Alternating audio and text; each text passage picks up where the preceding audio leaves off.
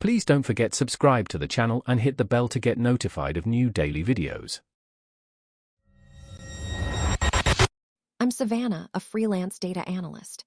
My whole life is on my computer. Long hours, tight deadlines, focus is everything.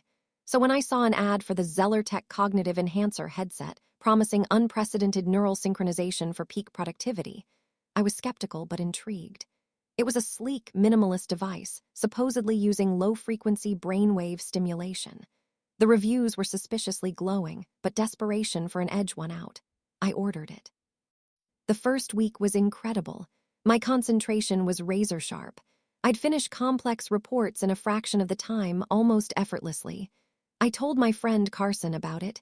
He just laughed, said I was falling for snake oil. But I felt genuinely better, more efficient.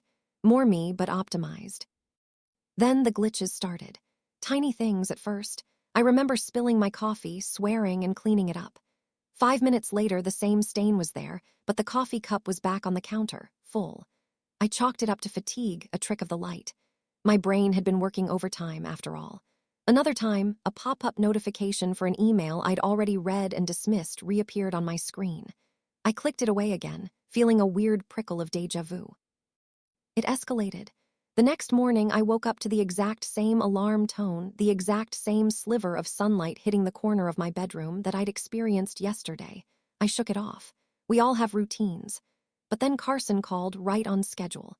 "Hey, Savannah, busy today?" he asked, exactly as he had yesterday. My stomach dropped. I remembered this conversation, every word. I even remembered what I was going to say next. "Yeah, big project," I replied, hearing my own voice echo my yesterday's words. I tried to change it, tried to say something different, but the words just came out. Carson continued, oblivious. I felt a cold dread settle in. The loops became more frequent, shorter, sharper.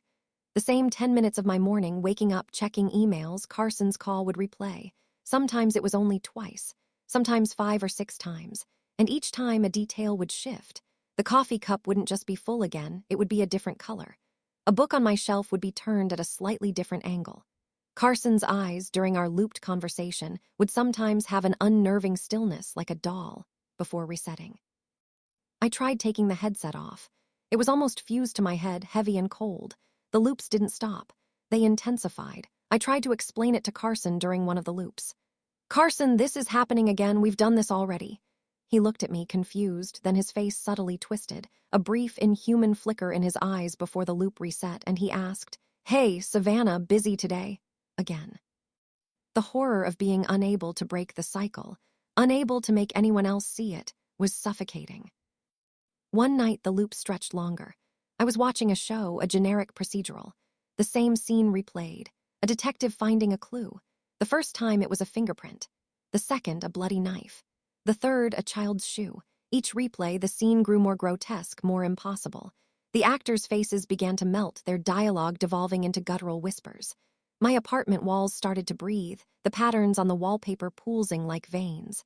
I tried to scream, but no sound came.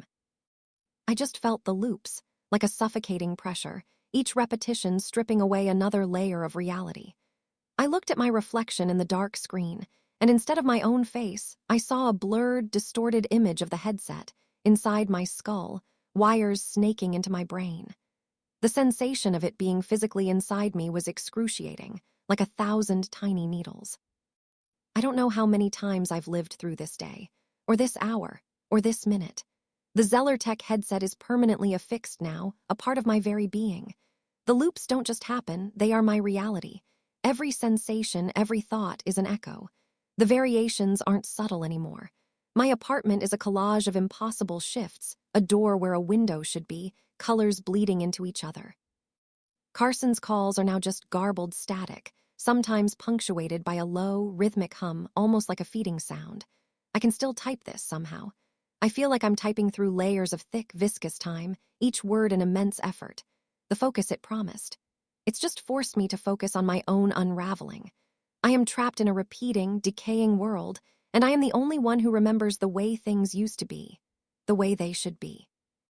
I just heard Carson's voice again. "Hey, Savannah, busy today?" But this time, it was from inside my own head. I don't know how much longer I can differentiate. If you enjoyed this video, please hit the thumbs up button to like it. And please do subscribe to support the channel.